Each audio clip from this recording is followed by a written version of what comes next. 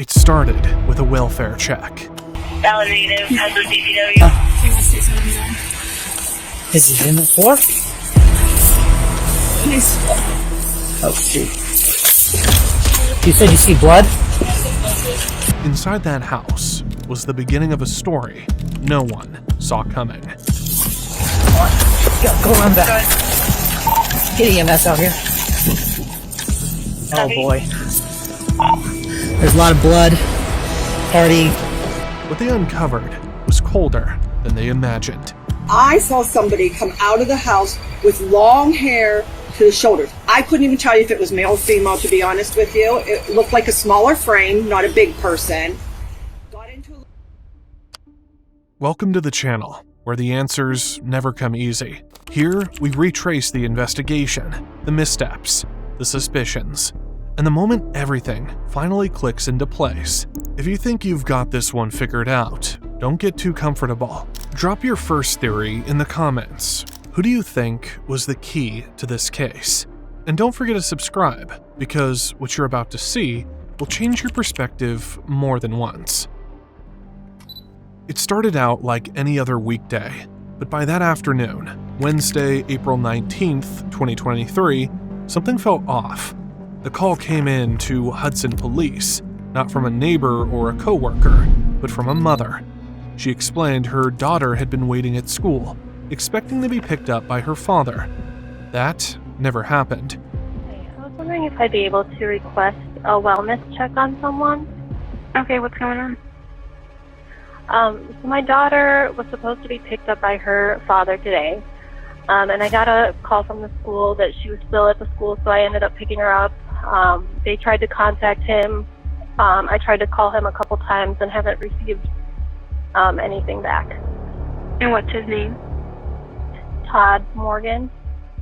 The father's name, she said, was Todd Morgan. Todd wasn't just any dad. He was a well-known professor in Cleveland.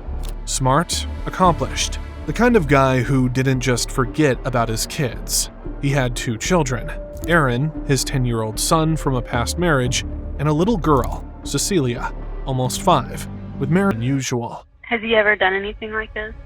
No, I don't think he would forget his daughter from school, but we are going through some custody issues right now, which is why I find it to be a little bit more unusual. Even with the custody battle going on, this felt out of character. Todd's life had gone through phases. His first marriage was to Therese Reagan. They tied the knot in 2010, back when everything still felt promising.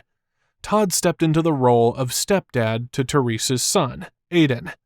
Not long after, they had a child of their own, Aaron. But things didn't stay perfect. Todd crossed a line with one of his students, and when Therese found out, that was the end of their marriage. They divorced. Eventually, that relationship with the student ended too. Then came Marianne. He and Marianne Karandang connected fast. It felt real to both of them. They got married, and in 2018, their daughter Cecilia, Cece, was born. She became the center of Todd's world. Todd was the kind of guy who always picked up his phone. Didn't matter how busy life got. If you called, he answered. That's just who he was. When you call him, does it go straight to voicemail or does it ring? It rings. The phone was still on. That made things even more strange. Todd had built a good life. After earning his degree from Cleveland State in 2005, he went on to get a doctorate in business administration from Kent State. He taught across the country, Massachusetts, Michigan, and finally returned to Cleveland State as a professor.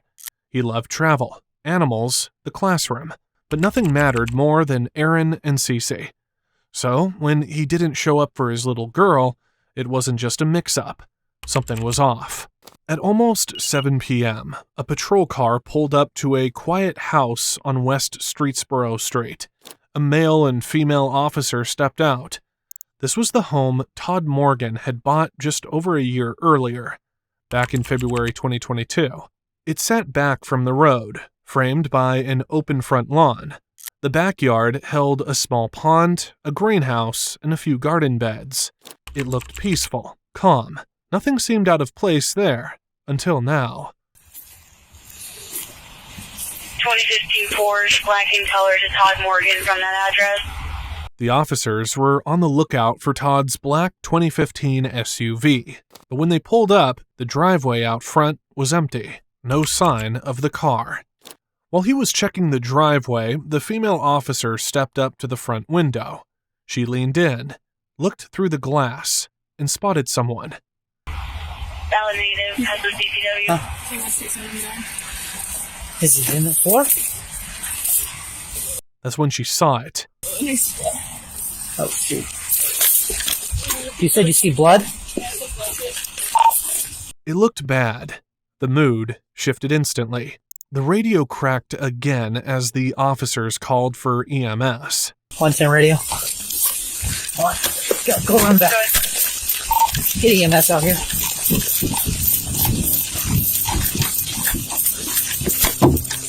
Oh boy. There's a lot of blood. Party looks to be might have fell. Crap. Oh, it's open. Oh wow. The back door wasn't locked.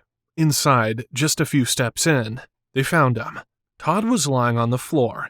He was in his dressing gown. His body showed clear signs of trauma, especially to the head. This wasn't a wellness check anymore. This was a crime scene. EMS, detectives, forensics, they needed everyone. The scene was hard to process. At first glance, the injury on Todd's temple made it look like he might have taken his own life. There were shell casings nearby, but there was no gun in sight. Maybe it was underneath him, they thought. But as they checked more closely, nothing. No weapon anywhere near his body. That changed the entire direction of the call. This wasn't a man who had ended his life. This was something else. Something worse. I don't see a weapon. That's why I'm thinking something else. They started clearing the house, checking room by room. They didn't know if anyone else might be inside. In one of the kids' rooms, they found a piggy bank knocked over. Loose change was scattered across the floor. But that was it. Nothing else looked out of place. It didn't look like a robbery. Well, if it was a robbery, the house would be more ransacked, right? Guess that one you're in now? Then they reached the master bedroom. That room was different. The bed was a mess. Bottles of alcohol were left out, half empty. Condom wrappers were tossed across the floor. It looked like someone had been there. Recently, maybe not just Todd. That's a weapon of any kind. That's weird. Why is there... This makes me think someone shot him. We're gonna have to call the detectives out. They needed detectives on the scene. Now. Near the stairs, they found another shell casing. Same caliber as the others. Hey, Sarge, you wanna... Are we... Say, it's pretty bad in there. Okay, so Yeah, there's shell casings in the house all over, but okay. there's no weapon. Keep the okay. That's when the rest of the team arrived. One officer pulled the supervisor aside and gave him the rundown. They had a body, blood, and bullet casings, but no murder weapon. And then came the quiet realization. Looking at the condition of the body, the officers could tell Todd had been there a while. He's been sitting there for a while. That blood's dried up. Okay. Can you tell me what What's that? it looks weird. Todd had made something of his life. Born in 1981 in Grand Rapids, Michigan, he came into the world during a time of major change. The Iran hostage crisis had ended. Prince Charles married Lady Diana. NASA launched Columbia. And in a small corner of the country, Todd Morgan was born. By 41, Todd had built an impressive life. He was more than a professor. He was well-traveled, sharp with numbers, loved by his students for being real and relatable. He taught finance, but he wasn't stiff about it. His classes were engaging. He had a way of making the complicated feel simple. But all of that, degrees, travel, work, None of it meant more to him than his kids. That was his world. His son Aaron, his daughter Cece. Ask anyone who knew him, and they'd say the same. Todd was a serious man, but not with his kids. With them, he was goofy, warm, present. Dance-offs, video games, trips to the park. He made time for them, always. That's what made this moment so heavy. With the body secured and the house cleared, detectives were called in. It was time to turn a chaotic scene into an investigation. The responding officers gave a quick rundown to the detective. So there's a male deceased at the back door. Looks like the back door looks like it was kicked from the inside. I have not gone inside the house. So he's laying on his back with a gunshot wound to the head at the back door, and it looks like the door was forced out, as in out to the door. So I'd like for somebody to come out and take a look. There's shell casings all over the place, and just to figure out exactly what's going on. The door behind him looked like it had been kicked or blown outward. A piece of the door frame was missing. The lock was damaged. It was clear early on this wasn't just a crime scene. It was a puzzle. At first, they weren't sure if the damage to the door had happened during the police response. But then, they found the broken piece of the frame, a few feet away on the deck. Officers retraced every movement. They checked if maybe one of them, or the paramedics, had accidentally done it. That's what I was thinking. Yeah, a piece of this door would be out here somewhere. Oh, wait, there it is. It's all the way over here. Oh, okay, then that definitely wasn't us. Because he did not hit it. He did not pull it that hard. You would have seen that fly all the way over here, right? Yeah. So that paramedic never stepped over there. There's the door piece of the door jambs right here, too. That meant someone else had. And it had happened before anyone arrived. Then came another clue. There were bloody footprints trailing out onto the deck. They led down the stairs, toward the driveway. Todd's black SUV was parked nearby, untouched. But whoever had walked out that door must have had a ride waiting, or their own vehicle ready to go. At first, they considered if the prints could have come from one of their own. Let me double check Sean's tread. Unless when Sean walked back out today, but we both went over the water. All right. Lee, just for good measure, bottom of your feet. All right, definitely. Can I see your tread on your shoes? Yeah, definitely not you. Okay. There's footprints all over in the blood, and it looks like boots. So. I don't think it's Cassie's either because her tread's. Yeah, it matches nobody's. No match. The prints didn't belong to any of them. Even the paramedics were checked. Can I see the bottom of your boot real quick just to see? No. Yeah, can I see the bottom of your shoe? I tried to tippy-toe around. So that was it. The prints didn't belong to anyone still at the scene, which meant the person who left them was gone. Inside the house, police found laptops and tablets scattered in plain sight. Nothing seemed taken. That alone cast doubt on any theory about a robbery. His car, a high-end vehicle, still sat parked neatly in the driveway. His wallet and keys were found too, stashed inside the house, just missing the cash, which according to the family wasn't unusual. Todd rarely carried any, but one thing was missing, and it stood out. His phone was gone. Officers began combing the home for any sign of what might have happened. Eventually, they uncovered 8 shell casings inside. A few guns turned up during the search too. In one closet, hidden beneath layers of clothing, was an unloaded 9mm handgun. Close to it, they found a shotgun, also not loaded. The master bedroom held another surprise. Sitting on a shelf inside the nightstand was a second 9mm, this one tucked under a Spider-Man mask. It was loaded, 1 round in the chamber, 4 in the magazine. Every gun they found was legally registered to Todd, but none matched the bullets that killed him. With the house searched and little to suggest forced entry, officers turned their attention to the neighbors.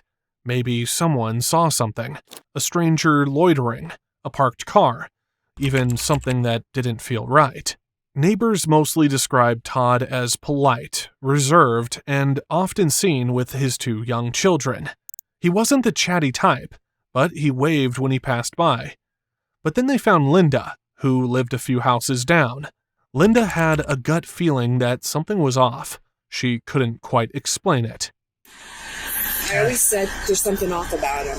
Like, I get really feelings about people when I meet people, and I always said, I don't think there seems to be something strange about him, but I couldn't put my finger on it. Her daughter babysat for Todd once or twice about a year ago. She always thought there was something strange about him. The officer wanted her to spell it out. What exactly felt off about him? Has he ever mentioned anything odd to you before? Like strange, ever saying anything strange to you? Just seems odd. Weird. But she couldn't put it into words. She didn't understand how he lived the way he did. He said he worked from home. What does he do? He drives a Porsche. I think it could be some kind of computer on work at home job. I mean, that's pretty common nowadays. Fixing up the house the whole time. Where does this guy get his money from? I don't know. She didn't buy the whole story about a work-from-home job. It felt too convenient. And then there was the babysitting. Like, what does he do? And he says, he needs to run errands and go to the gym, and so he wants my daughter to babysit? Where's he going? You ever noticed any depression or anything like that? He just seems off. Just seems off. He seems like off, like weird. Like, I don't know. I get a very off feeling about him. What's your name, ma'am? My name's Linda. He gave her a weird feeling, that kind of off energy you can't always explain, and that was all she had to say. At the house next door, retired grandfather Brian had been home all morning, like he usually was. But even with his routine of watering the plants, watching TV, and sitting on the porch sipping his coffee, he hadn't seen or heard anything unusual. Have you seen anyone at the house or hear anything? Seen anything, and I'm retired. Recently retired. I'm here all the time. You're here. You haven't heard anything. Haven't heard anything? A peep. Okay. All right. Is everything all right? Yeah, we're just. Okay. Yeah, I'll take it. Todd Morgan. I hope he's okay. He seems like a nice guy. I mean, he's been here a year and a half. Year and a half. Kids. Okay. Yeah. Wow. Todd always came off as a decent guy to Brian. He seemed quiet, polite, just a regular neighbor with kids and all. But the way Linda had described him earlier didn't quite match that version of Todd. To her, he was off, strange. That awkwardness now clashed with Brian's view of Todd as a decent family man. And then there was Todd's past. His first wife left him over cheating. Now, the weird state of his bedroom was telling a whole different story about him. The man was a walking contradiction. Just down the street, Eugene and Sherry, an older married couple, were eager to talk. They told police they'd been up early that morning, like usual. And around 7:15 or 7:20 a.m., they both heard what could have been gunshots. At first, they didn't think much of it. Sound carried strangely across the back end of their property. Could have been more work being done at Todd's place. He had been renovating the house a lot lately. But it wasn't just the sounds that stood out. They also remembered seeing a car. Then I saw somebody come out of the house to the car that was next to the Porsche. They were in the car. I mean, it was there. The Porsche? No, it was next to the Porsche. Okay. And it was there when I woke up this morning at 5 o'clock. You know, as I walked. The car was already there. The car was already there. The person was due. When I woke up. Okay. But at 7:15, 7:20, I heard. And then I saw someone come out of the house, go to the car, open up the car, was there for a while, and then took something back into the house, like a package or a box, it looked like. Okay. And then came back out, not running, but walking fast. Quick paced? Yes. At what time was that? It had to be 7:20. At 7:20. Yeah, it all happened within a couple of minutes. That was when you heard the two shots. Two. I'm assuming. I don't know.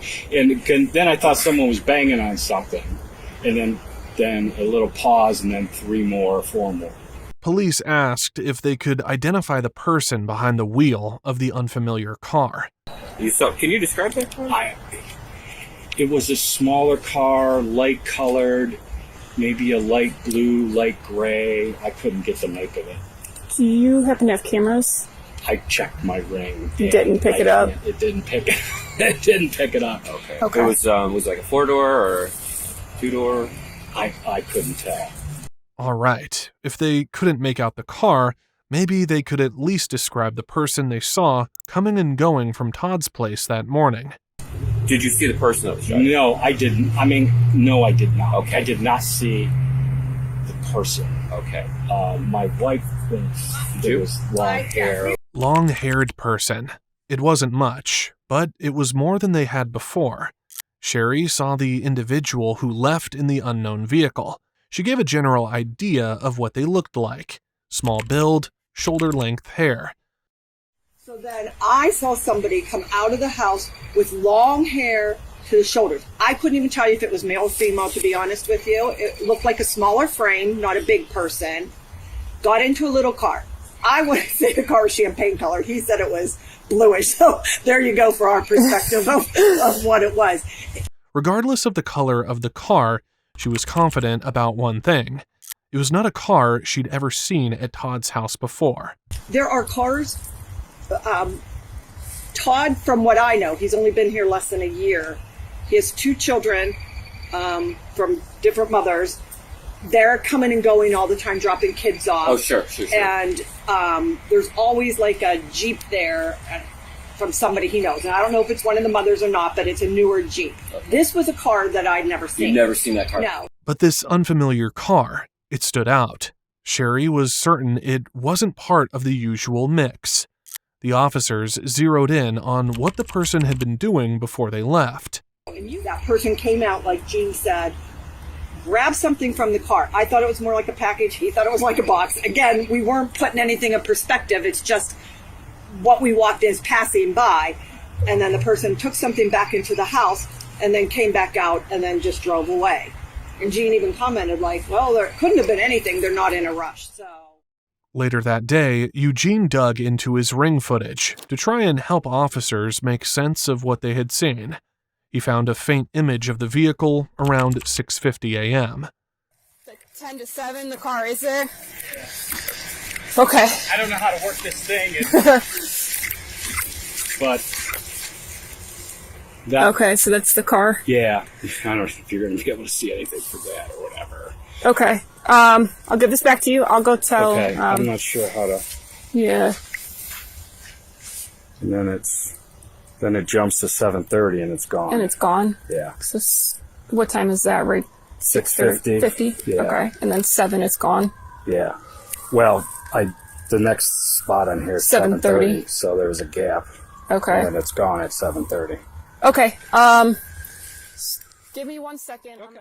The person that got in and out of it was barely visible, but the car itself showed up clearly parked beside Todd's black SUV at exactly 7 o'clock. By the time the camera skipped ahead to 7:30, the vehicle was gone. Eugene sent the still frame to the police. The car was a light-colored crossover, something that looked completely out of place in Todd Morgan's regular driveway scene. And while the investigation was still developing, one thing was becoming undeniable. Todd hadn't died by accident. The signs were stacking up. Someone had deliberately walked in, carried something in and out, and left him there. Now, police had a suspect to chase.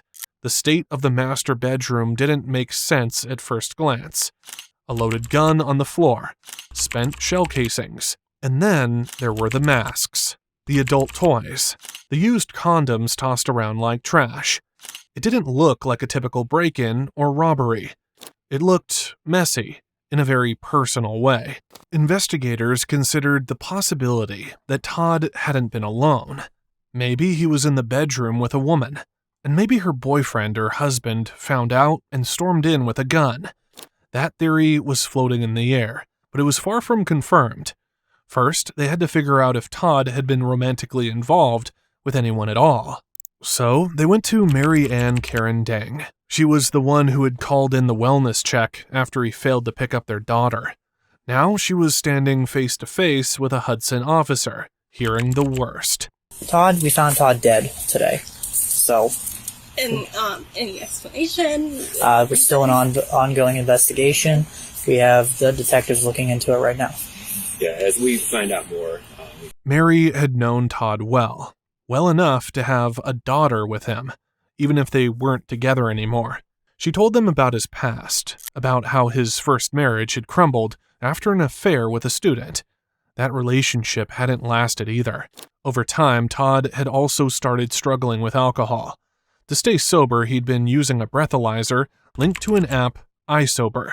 The device recorded his alcohol levels and sent the data straight to her phone. She told them the last time Todd had used the device was the morning before he died. Required to do an iSober device. What's that? It's to, he'll breathe into it and it reads whether he's had a drink or not. For the vehicle? Just any. Oh, wow, anything at all, okay. And the last report I got was from yesterday at 7 o'clock in the morning. You get reports from? Yeah, it emails no the kidding. results. You got a result for that test yesterday. Yes, I can pull it up. Does it give numbers or just say if it's positive or negative for alcohol? It does give numbers. Okay. What's this test called again? iSober device. The officers wanted to know if there had been any recent conflicts in his life, anything that might have caused tension or escalated into violence. The only person she could think of was Todd's first ex-wife, Teresa's boyfriend. The only other thing I can think of, but this was well over a year ago, his ex was dating someone that he said felt threatened by her and him ever having to exchange anything in person. Okay. So they would meet. They would meet at like a police department or a common area. It's his girlfriend's. His ex-wife's boyfriend. His other ex-wife's. Mm-hmm. The jealous boyfriend didn't want them meeting in private.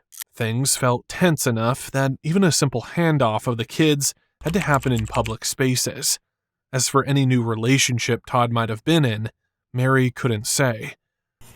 January, and at that time he said he was dating someone. Okay. You didn't confirm or deny that. You don't know at all. I don't know for sure.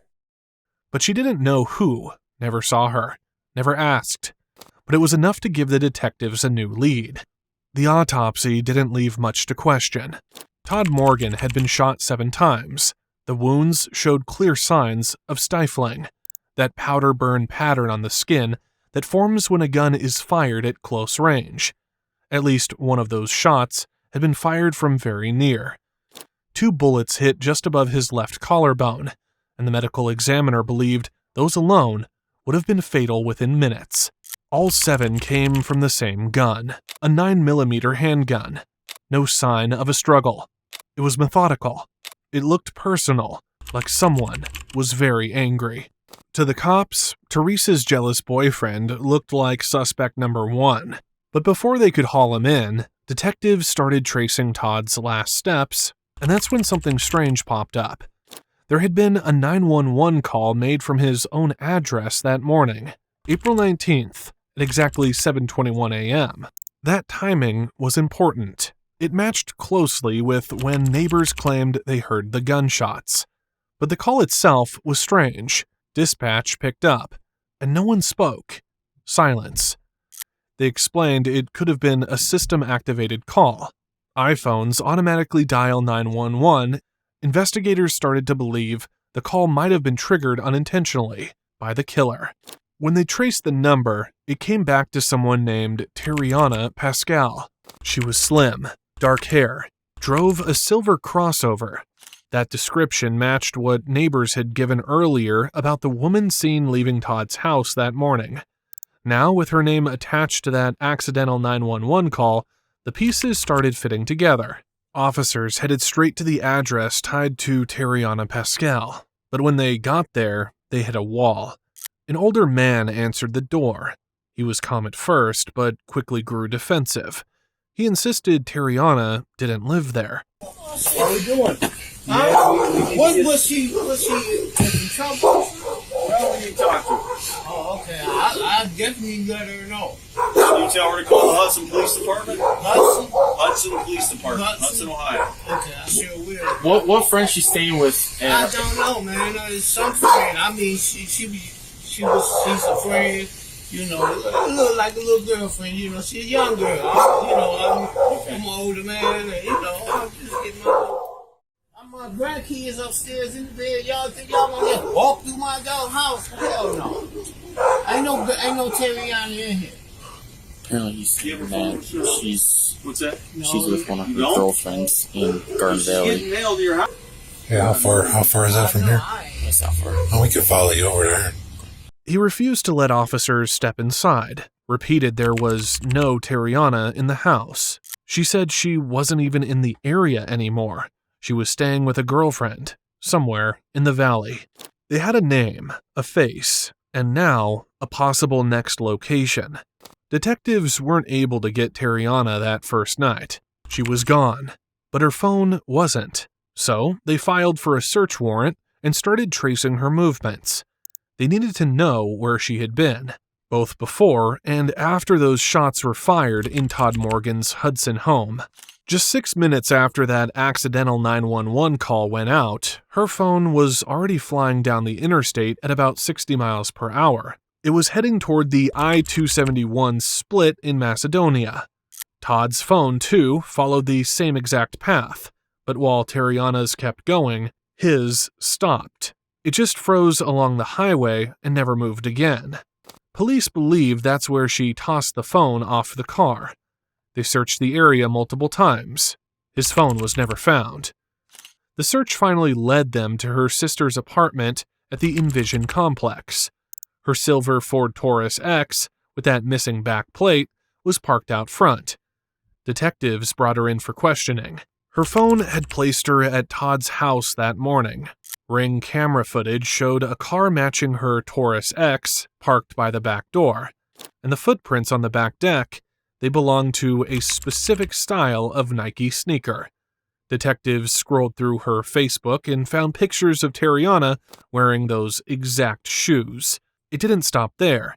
They found a photo of her on social media, lounging next to a lit Black & Mild cigar, the same kind found burning inside Todd's bedroom.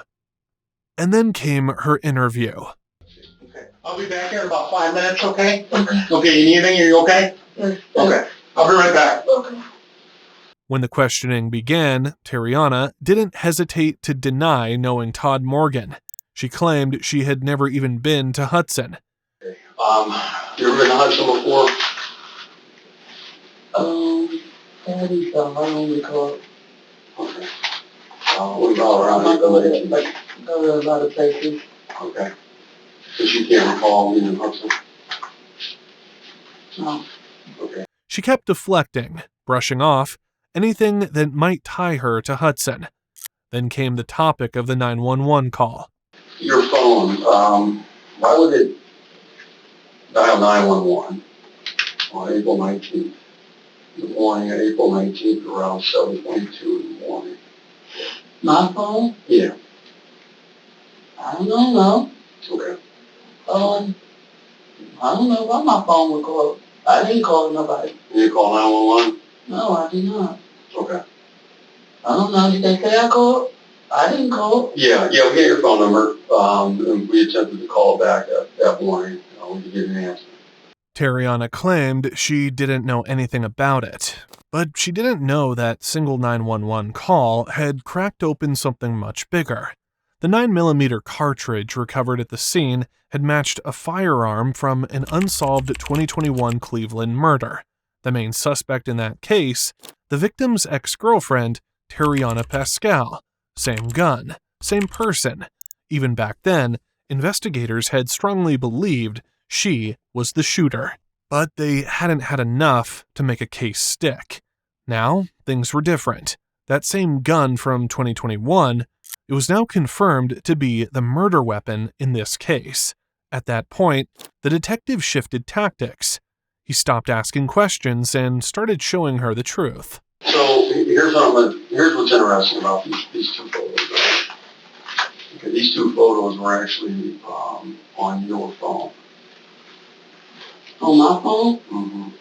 Well, they went on my phone. You actually typed in a search for this guy, and you viewed this image on your phone. You also did a search for 320 West Streetsville Street, and you viewed this image on your phone. Terry, I will give you an opportunity here to talk to us. We need to know what happened. Okay, and I'm telling you, I don't know what's going on. But what do you have? I don't know what's going on. She stuck to her story, said she didn't know what was going on, but the data didn't lie, and she had no idea how much data they have gathered against her. Just days after the murder, she had switched phones and numbers, but law enforcement stayed a step ahead, monitoring her new device. On April 22nd, she searched whether police could track a phone without a SIM card. After that, she read multiple news articles about the murder, especially one that named Todd Morgan as the Hudson victim. She searched her own name 41 times in connection to the case. And then, the final piece came in, her DNA. It was found on the cigar in Todd's bedroom, and on the condoms too. She can deny all day long, but evidence against her was strong and extremely comprehensive. Detectives brought out more. That's when the bigger picture started to form. Terriana and Todd had first connected on Bumble. From there, their conversation moved off the app into text messages. We've got a lot of information. We have DNA evidence, we have video, we have phone calls, we have Bumble chat messages. Okay, we have shell casings, we have shoe prints. We've got a lot of stuff that is a lot of good evidence here. Okay, This is your opportunity to talk to us about it. What's that? I really don't know what you want me to say. I want to know what happened. We want to know what happened. We have a lot of questions. I want to know what happened. On the day Todd was killed, he sent her $50 on Cash App. So, Todd Morgan sent you $50 in the morning of April 19th. Okay. I don't. Okay, but he did. So, what I want to ask you is, there was another payment. About 23 minutes later, there was a $1,000 payment that was sent from Todd Morgan to Black Beauty. And you confirm that Black Beauty, this Cash App is you. That's you, obviously, in that picture. So he sent you $1,000. Now, we go back to a $50 payment. You say, guys send you random $50 every now and then. Okay, you guys send you random $1,000 payments? No. Okay, so it can happen. It could happen. It could happen. She tried to explain it away. Maybe someone would send her that kind of money. But she didn't deny it was her account. What she couldn't explain was the timing. That second payment never went through.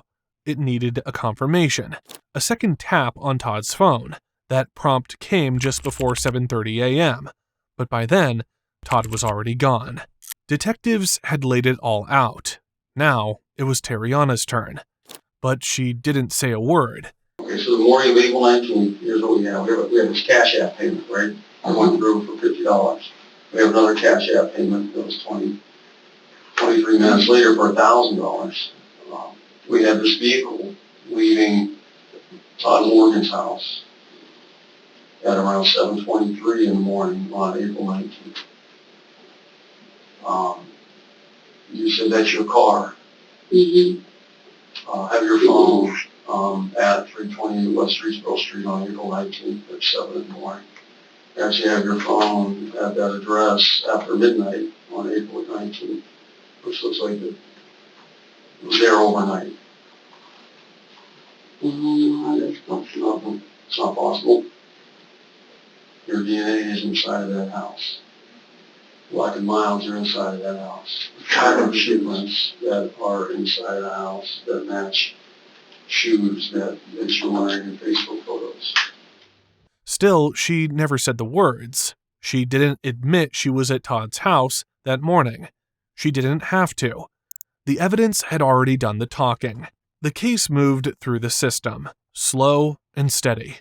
Eventually, prosecutors charged Terriana Pascal with aggravated murder involving a firearm, a special felony along with tampering with evidence.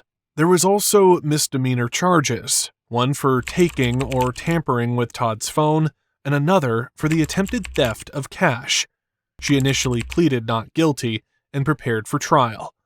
But when that day finally arrived, she changed her mind and took a plea deal.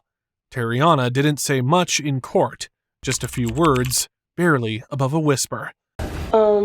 Yes, to his family, I'm very sorry, and I hope that one day that you can find it in your hearts to forgive me.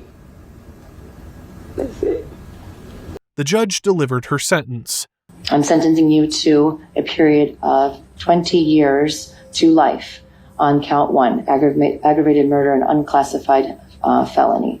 In addition, that sentence will run consecutive to the 3-year firearm specification, which is attached to that count 1. That firearm specification 3-year sentence must be served first, it must be consecutive, and it is in fact mandatory.